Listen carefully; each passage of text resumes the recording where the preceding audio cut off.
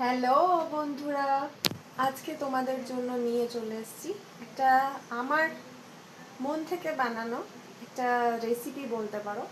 Recipe মানে একেবারে যে কুকিং রেসিপি যেটা শুধুমাত্র রান্নার ভিডিও দেখাই সেরকম কিছু না। এই চ্যানেলটা আমি সব রকমই ছাড়ি, বিশেষ করে ঘুরতে যাওয়া ভিডিও। বাট আজকে একটা প্রোটিন বার বা প্রোটিন লাড্ডু বানাবো আমার মেয়ের জন্য, তো ভাবলাম সেটা তোমাদের সাথে শেয়ার করি। চলো দেখে নাও এটার জন্য আমি কি কি নিয়েছি, কি কি লাগবে চলো দেখিয়ে দিই। আমি নিয়ে নিয়েছি হচ্ছে, এখানে রয়েছে আমন্ড বাদাম, যেটা আমি এই মিক্সচারে মানে খানিকটা ক্রাশ করে নিয়েছি, খানিকটা ভেঙে নিয়েছি আমন্ড বাদাম। কিশমিশ রয়েছে, সাদা তিল রয়েছে, আর ফ্লেক্সিড রয়েছে। ফ্লেক্সিড আর এখানে রয়েছে খেজুর, আর তাছাড়া রয়েছে একটু বাদাম। তো চলো প্রথমে আমি গ্যাসে ফ্রাইং প্যান বসিয়ে নিয়েছি।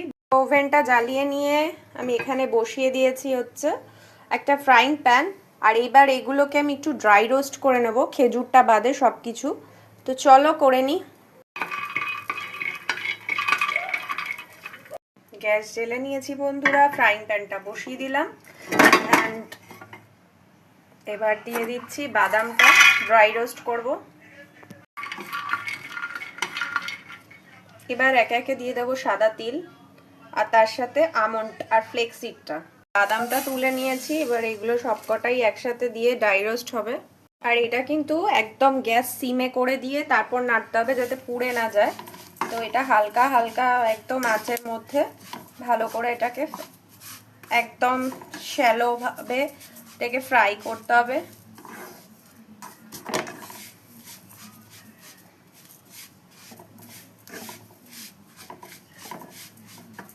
ড্রাই রোস্ট একদম শ্যালো ভাবে ড্রাই রোস্ট করতে হবে এটাকে।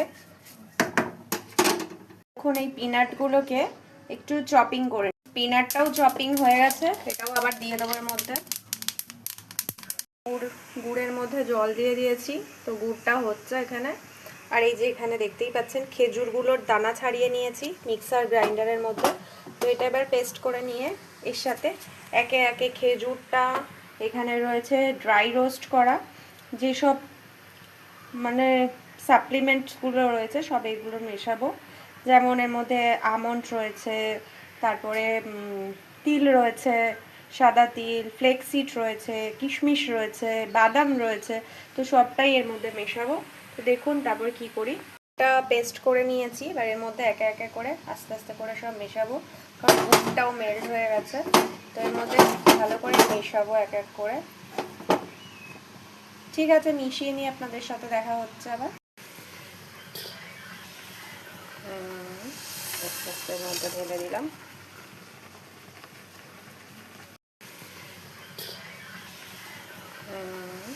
আস্তে আস্তে এর মধ্যে ঢেলে দিলাম।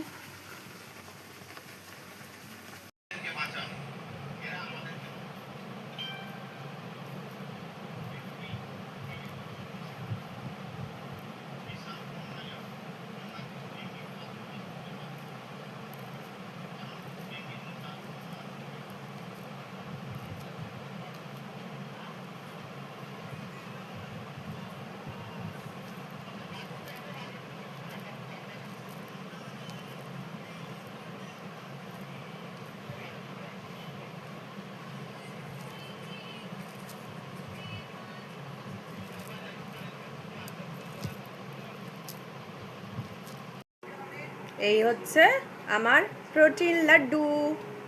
খেতে কিন্তু দারুণ হয়েছে বন্ধুরা। এটা এনার্জিতে ভরপুর।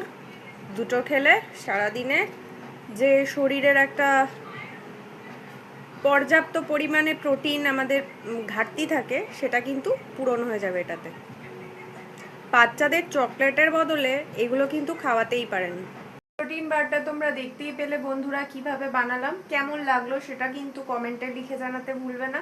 ভালো লাগলে অবশ্যই একটি লাইক দেবে।